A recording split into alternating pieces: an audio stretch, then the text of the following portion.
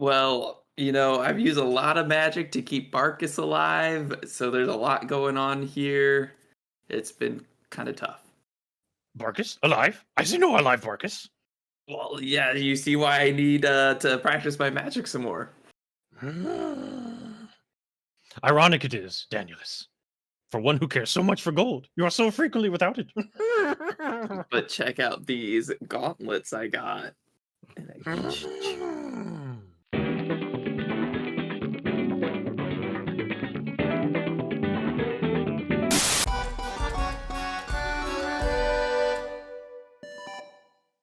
Hello and welcome to Funky Quest. This is Funky Games Online Dungeons & Dragons 5th edition campaign playing Dungeons of Drakkenheim. My name is Dan, aka Dandy Dungeon Master, aka the Big DM, and I'll be running tonight's game as your Dungeon Master. I'm joined by the rest of the Funky roster. We got the Wigs, Smash Fox, Buddy Names playing Farron, the ASMR monk, Way of Mercy for the, I guess, tradition or monastic tradition, whatever it goes by. And yeah, just got my ass handed to me, so hopefully that will not happen too much in the future. And I am Ireland, aka Bulk, the Artificer, Guardian, or whatever it is. A fellow in the ass handed recently. So we'll see how we recoup from that. And I am Isendale, aka Danielus, the half-elf ranger with my trusty steed Barkus, R.I.P. Ow! Ow, ow. Rip. Cool. Steven, hit us with those plugs and let's get into it. Did you know you can go to the Funky store, funky.store? You can get that merch over there at funky.store. There's cool swag items that make you feel nostalgic. All those video game references and nice memes over there too. So you can get that at funky.store. It helps the channel. It helps us do all the things like the Posa series, where we play through quintessential video games, and it helps fuel Dan being the best dandiest DMs that he can be. So you got to go over there, Funky Store, and like and subscribe and do all those things because it also helps. It's super helpful. So make sure you do all those things. Does that mean I'm getting on the payroll? Is that what that means? I'm trying. They gotta like and subscribe, and they gotta go to the Funky Store. That's how this happens. If we get quota. I thought you were going to say you have to get on the payroll first. Probably. We'll see. Very nice. Indeed. No update to the kill counter because you guys got your ass handed to you last session. But Farron still sits at the top with 34. Daniel is 23. Bulk at 10. And I've killed Barkus 4 times. My favorite moment from last sesh, honorable mention to the posturing that happened before your battle with the Drunken Master. Bulk going for the gentleman's handshake and Carol hitting him with the wave back. Nice. Or the Drunken Master saying, "You think the mask makes you look powerful?" This is when Farron put on his fox mask. Yeah. And he said, "Don't you know the fox is one of the most bitchiest animals around?" So your favorite moments were yourself? Yes, but my actual favorite moment, those are the honorable mentions. My actual favorite moment was also myself, which was you'll remember Baskerville, our little gnome a Queensman guy, when the Drunken Master showed up, jumped out of the trees, which weren't there because there are no trees. But in either case, he went, "Oh no, oh no, it's a Drunken Master." My probably favorite was when you made Basker's voice and then realized you had to stick to it. I realized I think you said are both of these guys humans? And I said, well, not anymore. After I did that voice, he has to be a gnome or a goblin or something. That was my favorite part, where you're like, oh crap. Indeed. All right, gentlemen, shall we dive back in? All right. Must. All right. When last we left our adventurers, Farron and Bulk surveyed the scene at Sneaky Magoo's, one of the many taverns within the Queensman territory, Buckle Down Row. While waiting for Mel and Daniels to return, they talked with a couple of Queensmen, Christian Lamont and Baskerville, disassociated veterans of the Westamar Civil War and exhibitions into Drakkenheim, learning about the war and the Queensmen in general. Meanwhile, Daniels goes on a walk with Mel. Moving on, sometime later, The party reunites at Sneaky Magoo's, and the group marvels at a brilliant pair of golden bracers, now worn by Danielus.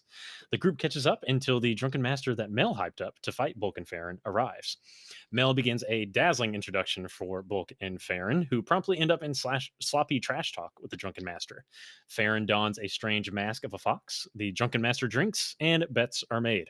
The battle ensues, and the drunken master flies around the battlefield, raining blows upon Farron's brittle body.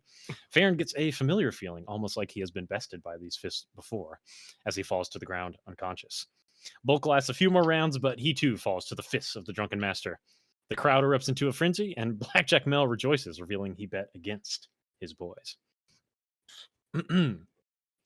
Licking their wound, the party goes upstairs into Mel's private booth and talks with him, and he proposes a new mission to pursue a potential alliance with the Amethyst Academy. Ooh, beer's got me burpy. Mel sees a common ally against the Silver Order, a weapons dealer, and a potential way to offload delirium retrieved from a supposed delirium mine that the Queen's men have control over. He tasks you with a slow introduction to the Amethyst Academy. Purchase a wand of fireball, a necklace of fireball, and 10 scrolls of fireball. They won't be able to resist such a large order, he says. He also tasks you with taking half of that equipment to the dwarves, who apparently work that mine, located near the crater in the city outskirts, and to bring the rest back to him. He also gives you a large sack of gold and tells you not to look in there. If the dwarves give you any trouble, he says, tell them the queen will alter the terms of their deal, and they'll pray she doesn't alter it any further. The party departs for Emberwood Village, but gets ambushed by members of the Purple Petals, including Christian Lamont and Baskerville, hoping to rob the party of their valuables, particularly Bulk's armor.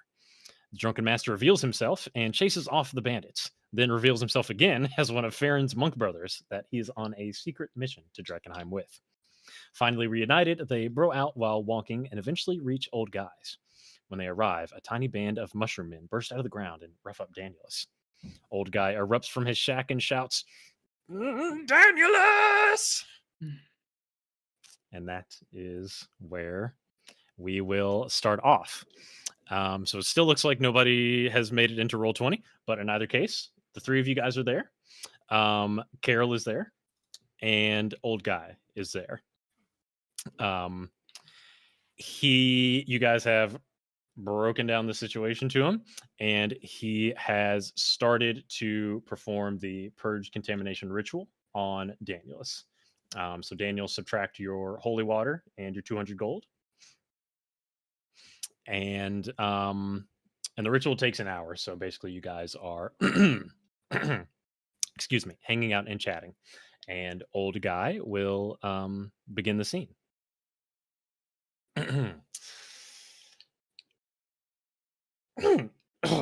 Danielus, if only you had paid more attention. Trust your magic more than your bow. You could cure yourself by now. Well, I've used a lot of magic to keep Barkus alive, so there's a lot going on here.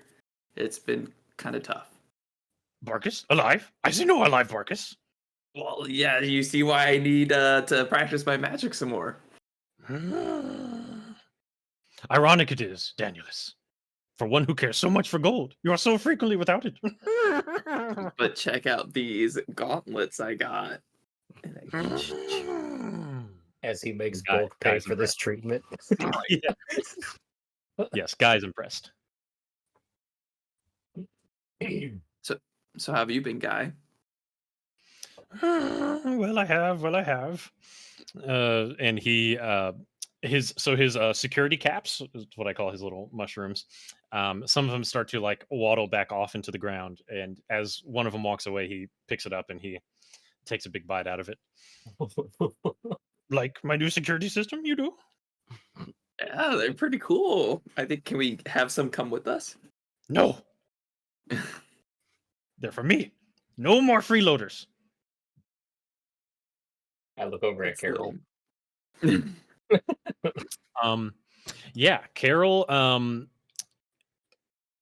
has never actually seen the purge contamination spell, so he kind of watches attentively, but he steps forward to old guy and says, and he bows down to the ground and he says, Master Old Guy, there is one more reason we have come. The same training that you gave to me.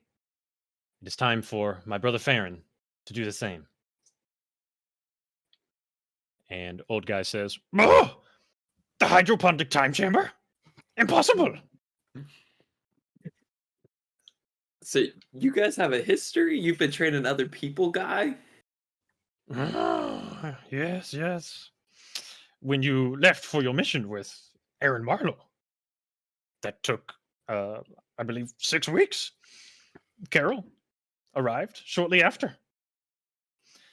Normally, I do not allow freeloaders, but very respectful this one is. A great hang and a skilled warrior. It allowed me to keep my skills sharp. A worthy trade.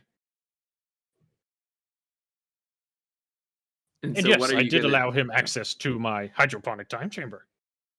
And so what are you going to teach Farron? Why can't I learn? Yeah, Farron's looking really inquisitively like, what is going on and why am I the last to know? Carol says, Master Guy Feng is a master monk. He's been a monk longer than both of us combined. And Guy Feng kind of shrugs his shoulders. So Guy is effectively a master druid, and he will kind of tell you the story of how he became a monk during a particular rough period of his life. When he was adventuring in Barovia, he took a vow of sobriety, and became a monk. I mean, he is alone with just mushrooms, so I hope he also is celibate. Indeed. Yeah. Indeed. For the mushroom's sake. Yes. And Guy says, training you want? Access to my chamber you want? And he looks to you and Farron and he says, step forward, young monk. I'll walk forward. I'll kind of shake off the questionable and just like walk forward in more of a like short manner. Mm-hmm. I have no use for freeloaders. Skills you have?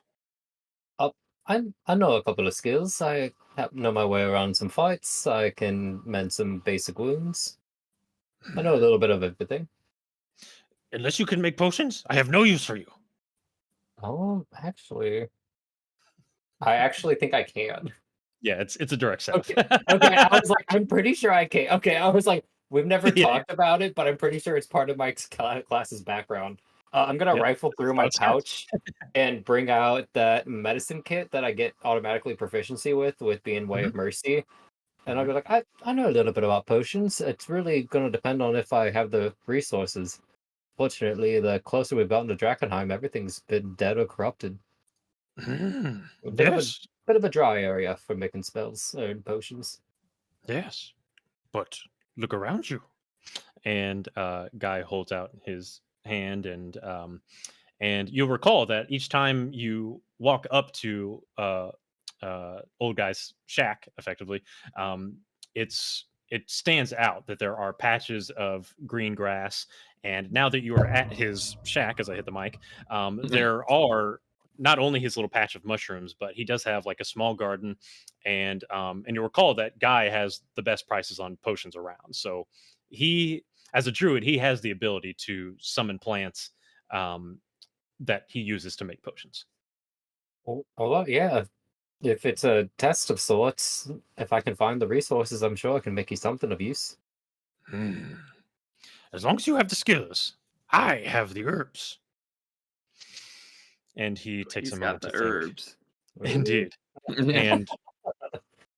And Carol kind of runs up to you and he bows himself once again and he like tugs on your shirt. I like lean down. Yeah. No. Okay, I'll bow. I like lean toward it and then like realizing that's not it, I start bowing. Yeah. And Carol says once again, please, Master Guy Feng, please train what's your name? Farron. Please train him in the ways of martial arts. We have a sacred mission, a holy mission. We wish to reverse some of this evil that's taken place. I'll also if he's not strong enough, he will not survive. I'll also hold out 21 gold. Old guy says, thanks I for know a you have moment. a thing against freeloaders. Maybe this will help sway the choice. Keep your gold. I will give you 1 day in hydroponic time chamber. But 1 day you owe to me. Hard labor, making potions. Oh, I can do that. It's been a minute since I've made some potions. I'd like to get back in the swing of things. Indeed. Master guy says, then it's settled. Take your rest, return tomorrow, and we will begin the training. What? Bulk And will- then I shoot like a little wink to Carol. There's like a thanks. Mm-hmm. He nods in approval. Bulk, I believe. Says something? Yeah. Bulk goes up to the Honorable Fung. Indeed.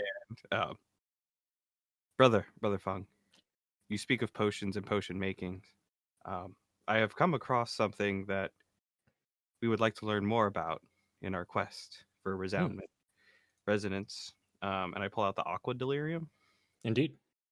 Do you know of people that make these potions or the like, or do you have an experience with delirium potions?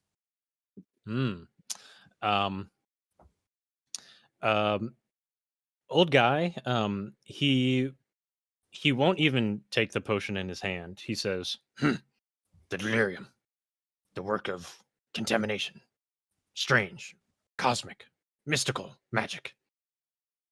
It has no resonance with the magic of nature, the old gods. It does seem that regimes fall and new ones take their place quite often. Yes, but nature remains all the same. Except for in most of the city, but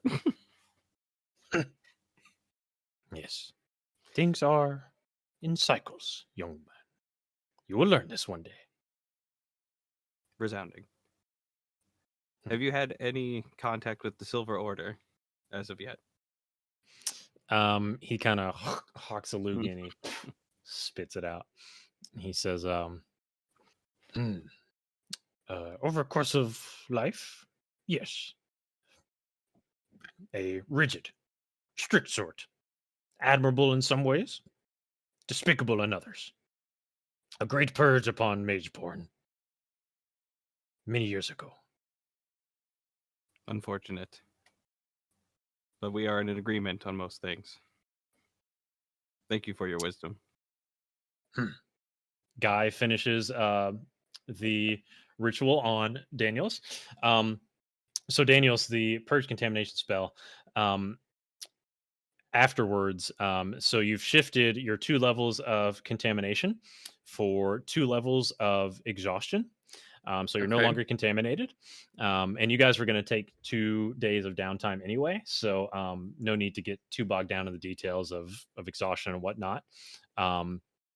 But after purging the spell, you get pretty sick to your stomach and you need to step off to have a big vomit.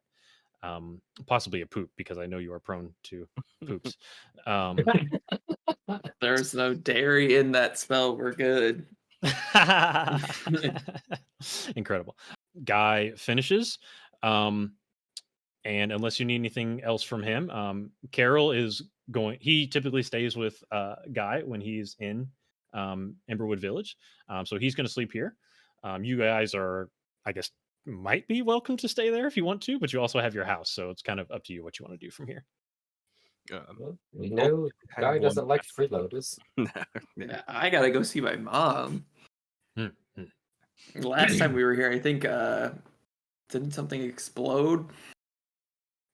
Where? Didn't Bulk tamper and like make a millibot at first or something? Probably, yeah. He might want to check up on the house. We don't recall that. We don't recall that at all. Yeah. So Carol turns to you, Farron, and he says, very well. I will see you tomorrow for our training, brother.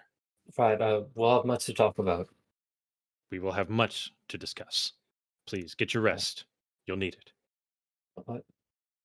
Also, I'm assuming it's like late in the day, right? It's effectively nighttime. You've woken Oh, Guy okay. up. Oh, He's yeah, that's right. he was not happy about it. So yeah. So I it's forgot pretty about much that part. nighttime. So I don't expect too much else to happen here. Do I have a gauge of when Guy Feng would expect me there? Because I know he said, I don't know how early he would get up. I don't know if he's a morning person or like a nice Um, afternoon. Dawn, pretty much break of Oh, dawn. okay. Yeah, it's Cool. Guy Fung. Yeah, Okay, yeah. I don't know Guy Farron. Feng's life. Yes. All right. He rises with the sun. He keeps the natural cycle. Yeah. All right. All right. I'm just making note of that. Cool. So you guys return to your home. On the Remember way who out goes? the door, Bulk's gonna ask, honorable brother Fung, as you do not partake in usage of delirium for its unnatural ways, do you know of others? Do you have acquaintances that you might point us in that direction? The only company I keep are no one. Mushrooms. Yeah, effectively. He prefers to dance with the devil in the pale moonlight. He just kind of gets high and hangs out here and deals with Daniels. Yeah. Basically, any strapping young men who come by his home. And he Sounds like a offers not good them. many. time. Okay. I have Yeah, many more questions about Guy Feng now. Yeah, well, you'll have much time to discuss. He basically just gets him super high and hangs out. At least that's platonic. Indeed. He has a lot of herbs. Indeed. With that, you guys take off then. Right. So like I said, it's pretty dark, but Daniels is able to expertly guide you back to Emberwood Village. It takes 15, 20 minutes. It's not very long. But it is nighttime. You can't see too well. Once as you are returning towards your home, you can see that there is someone sitting outside of your door.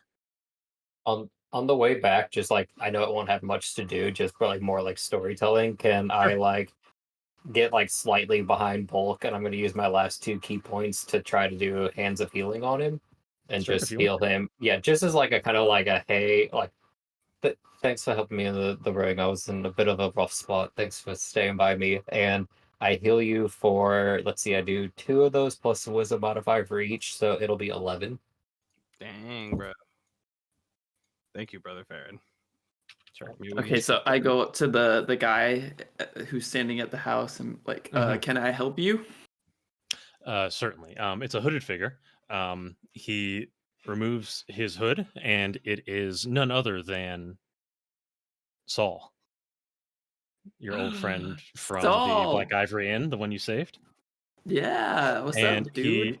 he removes his hood and he says, "Daniels, the heroes, Farron, Bulk, you've arrived." You're free. Of course. How did you Yes, know yes. where we live? Wait, yeah, first Good question. After you all saved me from the horrors of the Black Ivory Inn, I came back here immediately, as soon as possible, to Brother Nathaniel, and I spoke with him. He knows where you live. He pointed me here, and I've told him all about how you all agreed to escort the pilgrims to Champion's Gate. Well, we did talk about that, right? I look over to the guys like in assuring, but also like giving them a weird eye look, like. You gave your word. You wanted to meet with Grecian Matthias. Right, and then I look at like I try to like nudge Daniel, just be like, We did agree to that, but I didn't know this would happen so soon. We have not napped. It's been a long journey. So when are you guys leaving? we haven't napped. We plan to leave in 2 days' time. Oh, okay. All right, I think that should work with our schedule. So have you Almost just been perfectly. sitting on my doorstep for days? Perfectly. Yes, I've been here for probably just an hour or 2.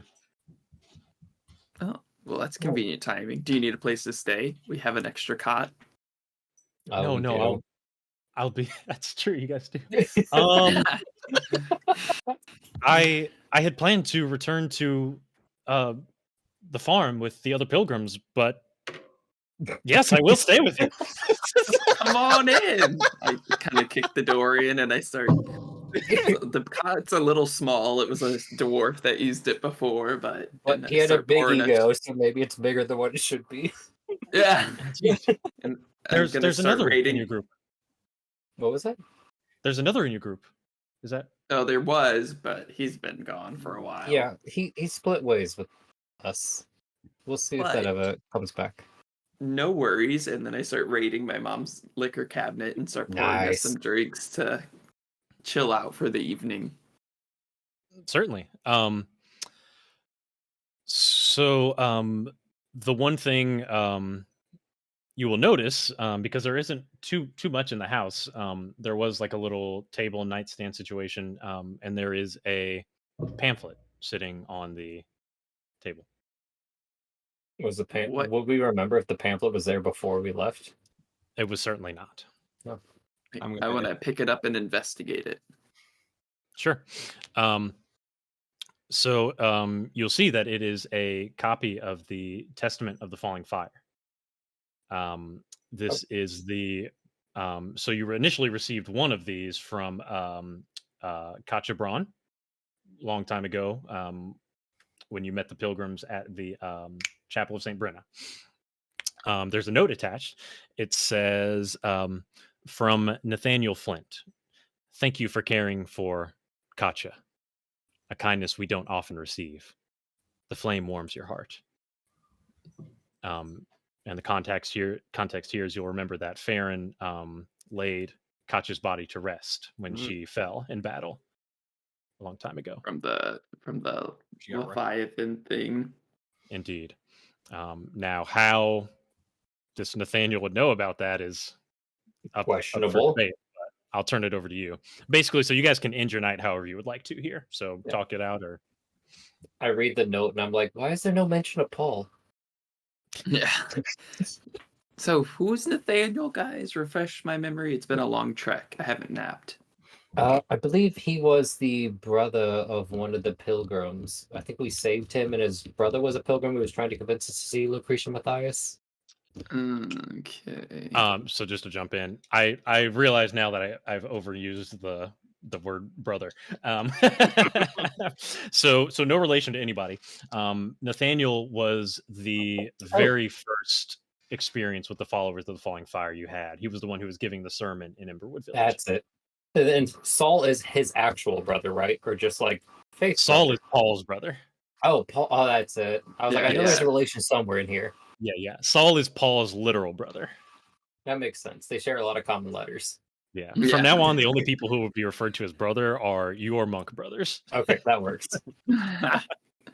since your actual brother is dead. So Well, do you guys? I'm exhausted, and I like down the beer, and then I have a little clipping of Barkus's tail that I had clipped, and I put it on his dog bed for the night, and I like put a blanket over it. Oh my I'm god. like, I am going to hit the sack. I look over at Bulk and I'm like, well, that's sad. Yeah. Yeah, I'll chug my drink. I'll cheers to Saul beforehand, and just kind of show him the cot and like around the house real quick. yeah, Saul's big into it. He's chilling with you guys. He's drinking. Yeah. He's having a great time. I want to chat up Saul, just like a philosophical discussion, just in general. Please do. Anything in particular, or do you just want to montage that whole deal? Yeah, you just montage it. Just Yeah, sure. We talk about the sound and the fallen flame and similarities and differences. Sure. Roll a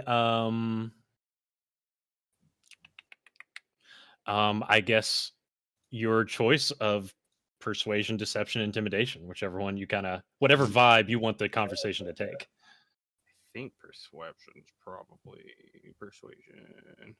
Oh, that's -1. What were all my what were my options?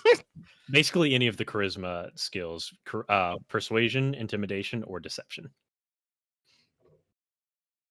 whatever vibe you're bringing to it. I'm sure they're all bad. So Deception's not too bad because charlatan.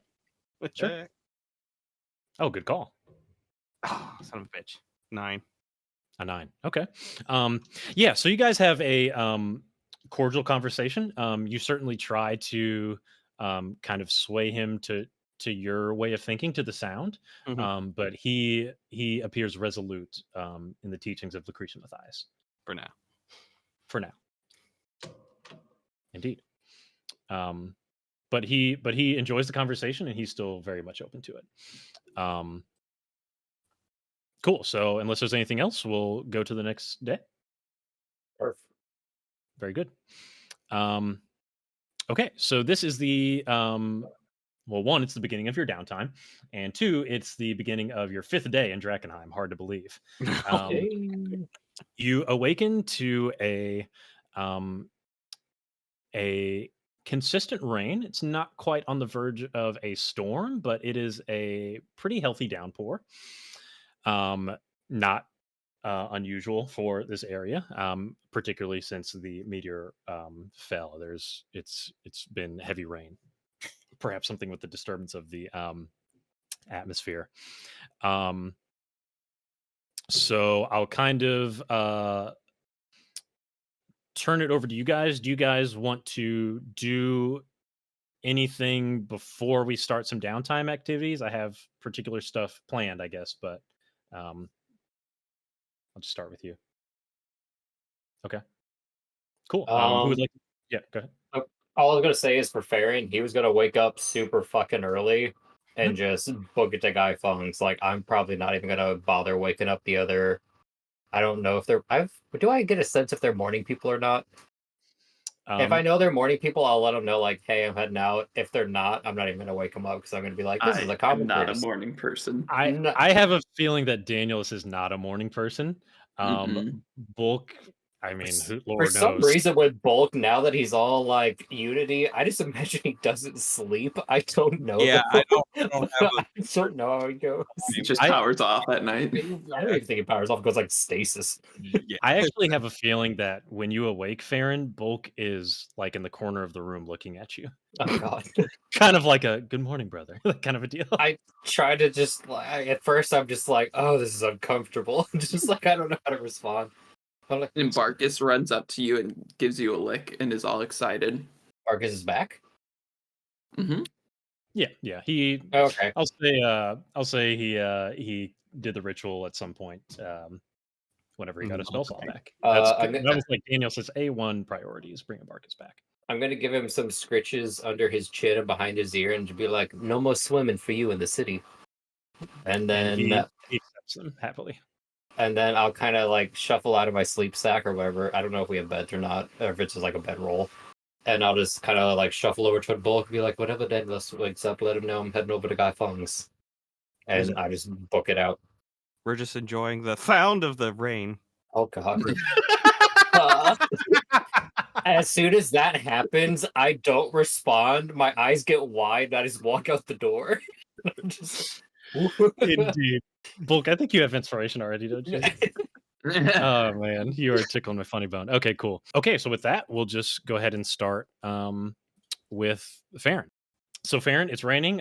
You book it pretty early, and you're really not looking around too much. You're just kind of straight to... Oh, yeah. I know the path. I've been there a couple of times. I'm just booking it. And then if an alarm mushroom happens, I'm just going to be like, yeah, and kind of move faster to hope they can't catch up. So both Guy and Carol are awake. They're doing their morning calisthenics. It appears that that's just part of their routine. It seems kind of weird, but whatever. Are they doing it in the rain? Indeed, yes. Oh, okay. I just get in line. I get into formation. Yeah. And Guy's kind of like standing on a rock, kind of directing Carol, and he says, if fight in the rain you will, then train in the storm you must.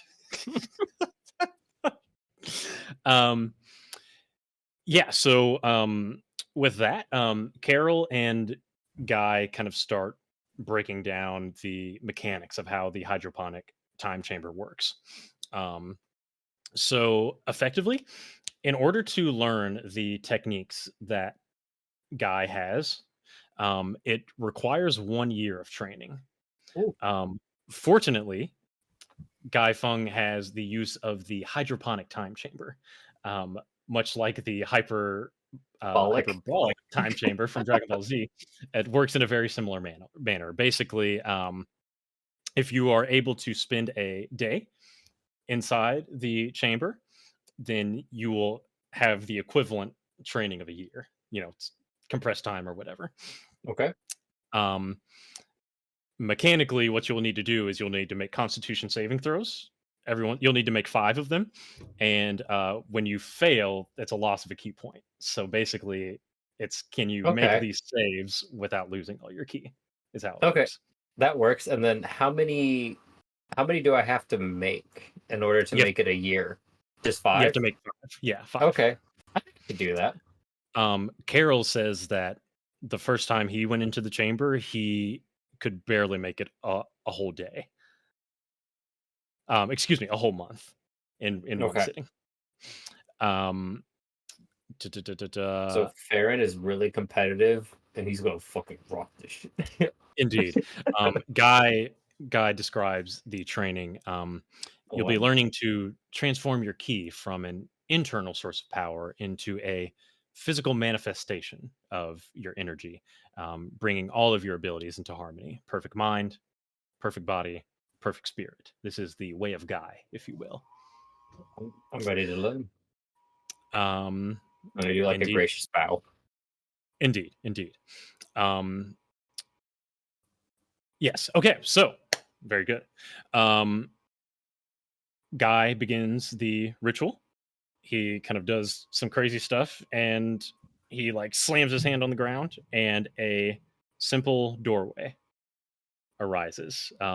It's actually like in the bark of a tree. Okay. So basically, a big tree comes up, and there's a doorway into it. And Guy Feng says, "Hopefully, you are prepared for what you will experience. Leave your belongings here. You will not need them." I just unclip belt backpack. I just keep on the simple gi that I have. Indeed. The hydroponic time chamber will drain you of your life force. You must learn the techniques to shield yourself with ki, or else you will die. You must learn your own way. No 2 key sources are the same. What? And then I motion. I guess I go toward the door. Indeed. Carol turns to old Guy and he says, "Farewell, master. It will be just a day until I see you again, but it will be a year for us." And effectively, Carol is going to be teaching you the techniques inside the chamber. Okay.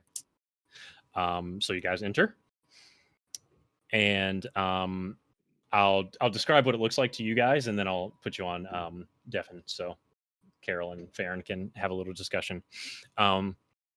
So entering the doorway, you find yourself in a blistering white room. It's if you know the hyperbolic time chamber, it's literally the exact same thing. It has accommodations for your survival and whatnot. Carol recommends as empty a stomach as you can tolerate while you perform the training. Perfect. I have an 8. Indeed. Past the white staging area, there is a swamp-like environment where there's a haze very similar to Drakkenheim, but it's instead filled with spores. Carol tells you that these induce madness if you cannot shield yourself. So as you step out into the swamp area, you kind of like immediately drop to your hands and knees. It requires a thorough channeling of ki only even to be able to like stand yourself up. It's like heavy gravity, basically. And with that, I believe that's it. So I think I will turn off our friends, and we will catch up with you guys soon. Here we go. Here we go. Yo.